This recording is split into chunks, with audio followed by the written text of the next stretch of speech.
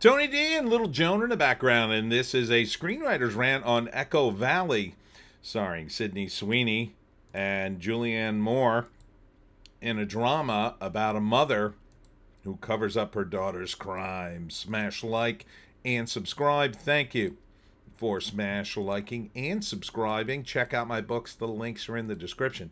Comedy horror in South Jersey. It's the Pineys. Books 1 through 17, available at Amazon.com. Don't forget, Kindle Unlimited is free. Finally, a movie with two female leads that actually makes sense to me. This is sort of a drama slash thriller, rated R, for adult situations, dropping June 13th on Apple Plus. So the premise is Sydney Sweeney is the daughter, and Julianne Moore is the mom. And Julianne Moore sort of indulges her daughter. She is an addict and has many problems, but Julianne keeps bailing her out. And so one night, she shows up, and she's got blood on her. Her boyfriend apparently is dead, and Julianne Moore gets rid of the body to save her daughter. This is Sydney Sweeney's dad, Kyle MacLachlan. So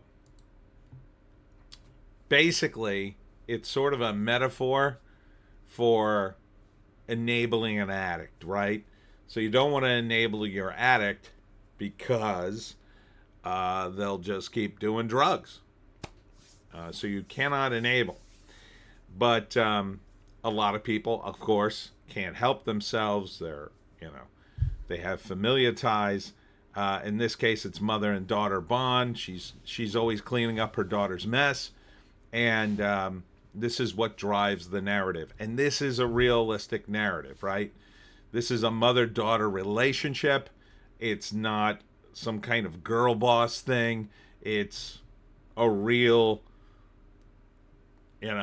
set of people dealing with something that's real. And Sydney Sweeney may have murdered her boyfriend, or he may have attacked her and she killed him in self-defense. But Julianne Moore takes care of the body. But Sydney Sweeney's has a friend who I think is her drug dealer, I'm guessing. And he knows about the murder. Or he saw where the body is, or saw her. That's the dude there. I don't know if you could see him where my head is. And this is from the writer of The Mayor of Easttown. I don't know that story. But there he is. He knows about the murder or the death, and he blackmails Julianne Moore because he wants her money. He's a scumbag. I think he's the drug dealer. I think he's providing Sydney Sweeney with the drugs. Sydney Sweeney still can't get her life together even after this incident, it seems. And so the movie's about how far Julianne Moore's character will go to save her daughter. And if even what she's doing is going to save her or make it worse. So this is a very realistic plot, and that's why I like it a lot. It's very much grounded in reality. You've got two leads who seem perfect for it. Sydney Sweeney's the right age. Julianne Moore is the right age. Finally. It's like you see so many of these trailers with female leads, and they're just in these very unrealistic circumstances where they're the boss of all these, this strike force or whatever. This is a realistic portrayal, I say. And, it's a breath of fresh air. It really is. Even Sydney Sweeney, who I haven't seen her really try anything, in terms of acting. I've just seen a lot of pictures of her, really. She looks good for this. She really does. She seems to be appropriately upset and messed up. She's like, "Mom, I'm in real trouble. I'm in real trouble. I mean, that's something that resonates with an audience, as opposed to some woman who could beat up like stuntmen. And this, I think, would cross into a bunch of different audiences, right? Obviously they're female leads, but this seems like a good, realistic plot. It's not bashing men over the head. It's just the way it is. A mother would try to do everything to save her child. The divorced father would be more pragmatic. You can't keep indulging her like this. The drug dealer, he's a guy. He's gonna press Julianne more for the money. So this seems like a cool, interesting thriller.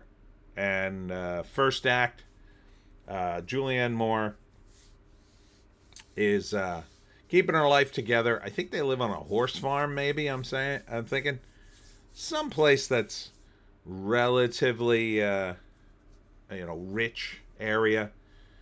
She's divorced, and she's dealing with her daughter, who maybe has a drug problem, doesn't really listen to her. She's young and beautiful. Maybe Julianne Moore's in denial. Comes home one night, Sydney Sweeney. She's upset. She's got blood on her. What happened? She tells her, I think my boyfriend's dead. Julianne Moore goes out, gets rid of the body, covers the whole thing up. But she makes a mistake, gets seen by her, the scumbag, whoever he is. I think he's the drug dealer. And now he's blackmailing her in the second act. The blackmail continues. Julianne Moore trying to deny it, trying to scope out what evidence he has. I think she eventually kills that dude too. I think at first she just kind of ignores him. Maybe she pays him once and gets rid of him, and he comes back and she realizes, now I'm going to have to kill him. Meanwhile, Sydney Sweeney's not doing her any favors, and eventually she says, Mom, what did you do? And the line in the movie is, don't worry, I took care of it. Does she get caught? Does she not? I don't know. The ending of the movie could be she gets caught and that's the end, right? The cops come, she's being arrested. That's the end of the movie. It could be that she gets betrayed by Sydney Sweeney, because the theme might be that Sydney just dumps all her problems on everybody else, and the mother just doesn't see it until finally at the end, the ultimate betrayal, and Julianne Moore goes to jail to protect her one last time. Something like that. Although by this time, Julianne Moore has probably done some stuff. The other ending could be something like Sydney Sweeney dies and Julianne Moore's done this all for nothing. Or that Sydney is going right back into dangerous territory with another boyfriend, another drug dealer, and this is probably going to happen again. And although Julianne Moore gets away with it, you got to wonder how much longer she can keep this up to protect her daughter. So there's a lot of ways this could go. I think it looks good. Let's read the write-up here. Kate is dealing with a personal tragedy while owning and training horses in Echo Valley, an isolated, picturesque place, when her daughter Claire arrives at her doorstep frightened and trembling and covered in someone else's blood. And, bonus, this thing's under 90 minutes. It's 83 minutes. So, all signs point to yes on this thing. Director Michael Pierce, writer Brad Inglesby, only one writer, no co-writer with the director. I'm liking everything about this. This seems like a tight, taut drama. An original Apple film, Echo Valley, June 13th. I might actually hook up my Apple TV to watch this damn thing. So cool. Check out Apple Valley, June 13th. You know what? I like the trailer so much, I'm giving it an upvote. And it's a drama. I don't really vote up a lot of dramas. I'm calling this one Echo Valley. And that's it for me, Tony D, and Little Jones somewhere in the house. Thanks for tuning in. Tomorrow, unless we get rained out, I'll be at the Unexpected Farm in Newfield, New Jersey, right there on Piney Hollow Road.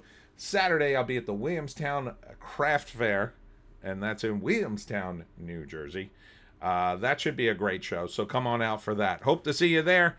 Sunday's the live stream, and we'll see you in the next one.